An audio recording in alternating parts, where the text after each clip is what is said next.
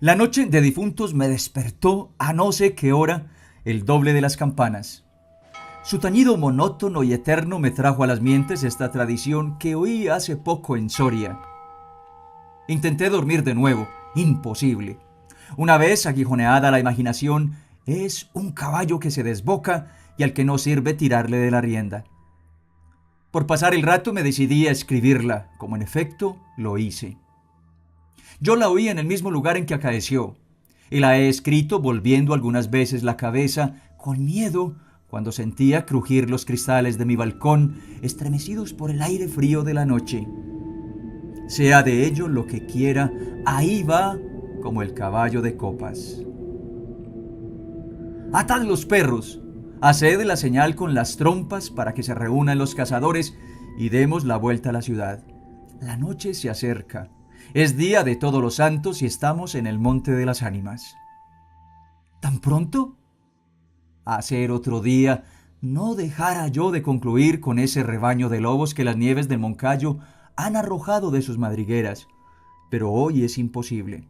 Dentro de poco sonará la oración en los templarios, y las ánimas de los difuntos comenzarán a tañer su campana en la capilla del monte. En esa capilla ruinosa, ¡bah! ¿Quieres asustarme? No, hermosa prima, tú ignoras cuanto sucede en este país, porque aún no hace un año que has venido a él desde muy lejos. Refrena tu yegua, yo también pondré la mía al paso, y mientras dure el camino, te contaré esa historia. Los pajes se reunieron en alegres y bulliciosos grupos. Los condes de Borges y de Alcudiel montaron en sus magníficos caballos y todos juntos siguieron a sus hijos, Beatriz y Alonso, que precedían la comitiva a bastante distancia. Mientras duraba el camino, Alonso narró en estos términos la prometida historia. Ese monte que hoy llaman de las Ánimas pertenecía a los templarios, cuyo convento ves allí, a la margen del río. Los templarios eran guerreros y religiosos a la vez. Conquistada Soria a los árabes, el rey los hizo venir de lejanas tierras para defender la ciudad por la parte del puente, haciendo en ello notable agravio a sus nobles de Castilla, que así hubieran solos sabido defenderla como solos la conquistaron. Entre los caballeros de la nueva y poderosa orden y los hidalgos de la ciudad fermentó por algunos años y estalló al fin un odio profundo. Los primeros tenían acotado ese monte, donde reservaban caza abundante para satisfacer sus necesidades y contribuir a sus placeres. Los segundos determinaron organizar una gran batida en el coto, a pesar de las severas prohibiciones de los clérigos con espuelas, como llamaban a sus enemigos. Cundió la voz del reto, y nada fue parte a detener a los unos en su manía de cazar y a los otros en su empeño de estorbarlo. La proyectada expedición se llevó a cabo. No se acordaron de ella las fieras. Antes la tendrían presente tantas madres como arrastraron sendos lutos por sus hijos. Aquello no fue una cacería, fue una batalla espantosa. El monte quedó sembrado de cadáveres. Los lobos a quienes se quiso exterminar tuvieron un sangriento festín. Por último, intervino la autoridad del rey. El monte, maldita ocasión de tantas desgracias, se declaró abandonado, y la capilla de los religiosos, situada en el mismo monte y en cuyo atrio se enterraron juntos amigos y enemigos, comenzó a arruinarse. Desde entonces dicen que cuando llega la noche de difuntos se oye doblar sola la campana de la capilla, y que las ánimas de los muertos, envueltas en jirones de sus sudarios, corren como en una cacería fantástica por entre las breñas y los zarzales. Los ciervos braman espantados, los lobos aúllan, las culebras dan horrorosos silbidos y al otro día se han visto impresas en la nieve las huellas de los descarnados pies de los esqueletos. Por eso en Soria le llamamos el Monte de las Ánimas y por eso he querido salir de él antes que cierre la noche. La relación de Alonso concluyó justamente cuando los dos jóvenes llegaban al extremo del puente que da paso a la ciudad por aquel lado. Allí esperaron al resto de la comitiva, la cual, después de incorporársele los dos jinetes, se perdió por entre las estrechas y oscuras calles de Soria. Los servidores acababan de levantar los manteles. La alta chimenea gótica del Palacio de los Condes de Alcudiel despedía un vivo resplandor, iluminando algunos grupos de damas y caballeros que alrededor de la lumbre conversaban familiarmente, y el viento azotaba los emplomados vidrios de las ojivas del salón. Solas dos personas parecían ajenas a la conversación general: Beatriz y Alonso. Beatriz seguía con los ojos, absorta en un vago pensamiento, los caprichos de la llama. Alonso miraba el reflejo de la hoguera chispear en las azules pupilas de Beatriz. Ambos guardaban hacía rato un profundo silencio. Las dueñas referían, a propósito de la noche de difuntos, cuentos tenebrosos en que los espectros y los aparecidos representaban el principal papel, y las campanas de las iglesias de Soria doblaban a lo lejos con un tañido monótono y triste. «Hermosa prima», exclamó al fin Alonso, rompiendo el largo silencio en que se encontraban. «Pronto vamos a separarnos, tal vez para siempre. Las áridas llanuras de Castilla, sus costumbres toscas y guerreras, sus hábitos sencillos y patriarcales, sé que no te gustan. Te he oído suspirar varias veces. ¿Acaso por algún galán de tu lejano señorío?». Beatriz hizo un gesto de fría indiferencia. Todo un carácter de mujer se reveló en aquella desdeñosa contracción de sus delgados labios. «Tal vez por la pompa de la corte francesa, donde hasta aquí has vivido», se apresuró a añadir el joven. «De un modo o de otro presiento que no tardaré en perderte. Al separarnos, quisiera que llevases una memoria mía. ¿Te acuerdas cuando fuimos al templo a dar gracias a Dios por haberte devuelto la salud que viniste a buscar a esta tierra? El joyel que sujetaba la pluma de mi gorra cautivó tu atención. Qué hermoso estaría sujetando un velo sobre tu oscura cabellera. Ya ha aprendido el de una desposada. Mi padre se lo regaló a la que me dio el ser, y ella lo llevó al altar. ¿Lo quieres?». «No sé en el tuyo», contestó la hermosa, «pero en mi país una prenda recibida compromete una voluntad. Solo en un día de ceremonia debe aceptarse un presente de manos de un deudo, que aún puede ir a Roma sin volver con las manos vacías». El acento helado con que Beatriz pronunció estas palabras turbó un momento al joven, que después de serenarse dijo con tristeza: «Lo sé, prima, pero hoy se celebran todos los santos, y el tuyo ante todos. Hoy es el día de ceremonias y presentes. ¿Quieres aceptar el mío?». Beatriz se mordió ligeramente los labios y extendió la mano para tomar la joya sin añadir una palabra. Los dos jóvenes volvieron a quedarse en silencio, y volvióse a oír la cascada voz de las viejas que hablaban de brujas y de trasgos, y el zumbido del aire que hacía crujir los vidrios de las ojivas, y el triste monótono doblar de las campanas. Y al cabo de algunos minutos, el interrumpido diálogo tornó a anudarse de este modo: «Y antes de que concluya el día de todos los santos, en que así como el tuyo se celebra el mío, y puedes, sin atar tu voluntad, dejarme un recuerdo, ¿no lo harás?», dijo él, clavando una mirada en la de su prima, que brilló como un relámpago, iluminada por un pensamiento diabólico. «¿Por qué no?», exclamó ella, llevándose la mano al hombro derecho como para buscar alguna cosa entre los pliegues de su ancha manga de terciopelo bordado de oro. Después, con una infantil expresión de sentimiento, añadió: «¿Te acuerdas de la banda azul que llevé hoy a la cacería y que por no sé qué emblema de su color me dijiste que era la divisa de tu alma?». «Sí, recuerdo», dijo el joven. «Pues se ha perdido y pensaba dejártela como un recuerdo». «¿Se ha perdido? ¿Y dónde?», preguntó Alonso, incorporándose de su asiento y con una indescriptible expresión de temor y esperanza. «No sé, en el monte acaso». «¿En el monte de las ánimas?», murmuró, palideciendo y dejándose caer sobre el sitial. «En el monte de las ánimas». Luego prosiguió con voz entrecortada y sorda: «Tú lo sabes, prima, porque lo habrás oído 1000 veces. En la ciudad, en toda Castilla, me llaman el rey de los cazadores, no habiendo aún podido probar mis fuerzas en los combates, como mis ascendentes. He llevado a esta diversión imagen de la guerra.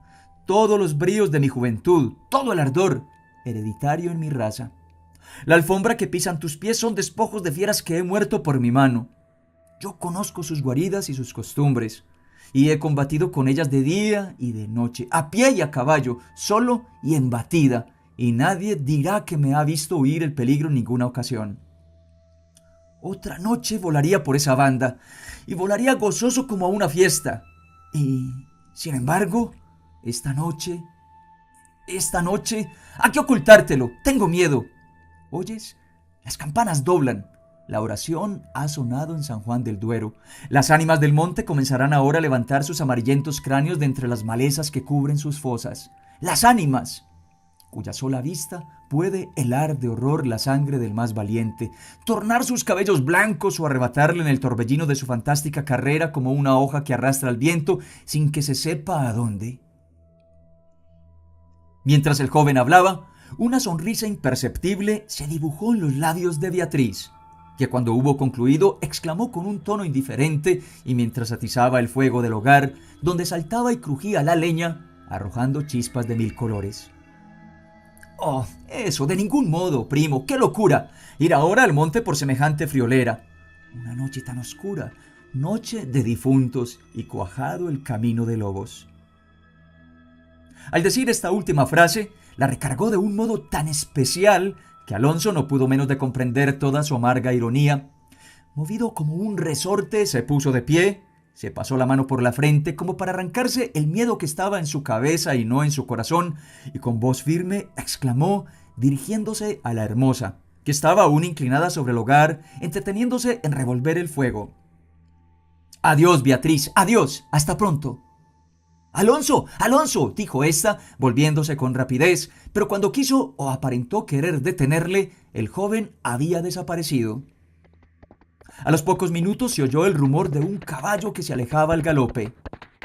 La hermosa, con una radiante expresión de orgullo satisfecho que coloreó sus mejillas, prestó atento oído a aquel rumor que se debilitaba, que se perdía, que se desvaneció por último.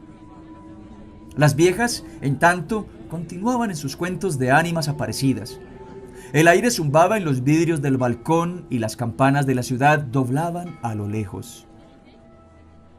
Había pasado 1 hora, 2, 3. La medianoche estaba a punto de sonar y Beatriz se retiró a su oratorio. Alonso no volvía, cuando en menos de 1 hora pudiera haberlo hecho. ¿Habrá tenido miedo?, exclamó la joven cerrando su libro de oraciones y encaminándose a su lecho, después de haber intentado inútilmente murmurar algunos de los rezos que la iglesia consagra en el Día de los Difuntos a los que ya no existen. Después de haber apagado la lámpara y cruzado las dobles cortinas de seda, se durmió. Se durmió con un sueño inquieto, ligero, nervioso. Las 12 sonaron en el reloj del postigo. Beatriz oyó entre sueños las vibraciones de la campana, lentas, sordas, tristísimas, y entreabrió los ojos. Creía haber oído a par de ellas pronunciar su nombre, pero lejos, muy lejos, y por una voz ahogada y doliente. El viento gemía en los vidrios de la ventana. «Será el viento», dijo, y poniéndose la mano sobre el corazón, procuró tranquilizarse. Pero su corazón latía cada vez con más violencia. Las puertas de alerce del oratorio habían crujido sobre sus goznes, con un chirrido agudo, prolongado y estridente. Primero unas y luego las otras más cercanas, todas las puertas que daban paso a su habitación iban sonando por su orden, estas con un ruido sordo y grave, aquellas con un lamento largo y crispador. Después silencio, un silencio lleno de rumores extraños, el silencio de la medianoche, con un murmullo monótono de agua distante, lejanos ladridos de perros, voces confusas, palabras ininteligibles, ecos de pasos que van y vienen, crujir de ropas que se arrastran, suspiros que se ahogan, respiraciones fatigosas que casi se sienten, estremecimientos involuntarios que anuncian la presencia de algo que no se ve y cuya aproximación se nota no obstante en la oscuridad. Beatriz, inmóvil, temblorosa, adelantó la cabeza fuera de las cortinillas y escuchó un momento. Oía 1000 ruidos diversos. Se pasaba la mano por la frente. tornaba a escuchar. Nada, silencio. Veía, con esa fosforescencia de la pupila en las crisis nerviosas, como bultos que se movían en todas direcciones, y cuando dilatándolas las fijaba en un punto, nada, oscuridad, las sombras impenetrables. ¡Bah! Exclamó, volviendo a recostar su hermosa cabeza sobre la almohada de raso azul del lecho. ¿Soy yo tan miedosa como esas pobres gentes, cuyo corazón palpita de terror bajo una armadura al oír una conseja de aparecidos? Y cerrando los ojos intentó dormir, pero en vano había hecho un esfuerzo sobre sí misma. Pronto volvió a incorporarse más pálida, más inquieta, más aterrada. Ya no era una ilusión. Las colgaduras de brocado de la puerta habían rozado al separarse y unas pisadas lentas sonaban sobre la alfombra. El rumor de aquellas pisadas era sordo, casi imperceptible, pero continuado, y a su compás se oía crujir una cosa como madera o hueso. Y se acercaban, y se movió el reclinatorio que estaba a la orilla de su lecho. Beatriz lanzó un grito agudo y, arrebujándose en la ropa que la cubría, escondió la cabeza y contuvo el aliento. El aire azotaba los vidrios del balcón. El agua de la fuente lejana caía y caía con un rumor eterno y monótono. Los ladridos de los perros se dilataban en las ráfagas del aire y las campanas de la ciudad de Soria, unas cerca, otras distantes, doblaban tristemente por las ánimas de los difuntos. Así pasó 1 hora, 2, la noche, 1 siglo, porque la noche aquella pareció eterna a Beatriz. Al fin despuntó la aurora. Vuelta de su temor, entreabrió los ojos a los primeros rayos de la luz. Después de una noche de insomnio y de terrores, es tan hermosa la luz clara y blanca del día. Separó las cortinas de seda del lecho y ya se disponía a reírse de sus temores pasados, cuando de repente un sudor frío cubrió su cuerpo, sus ojos se desencajaron y una palidez mortal descoloró sus mejillas.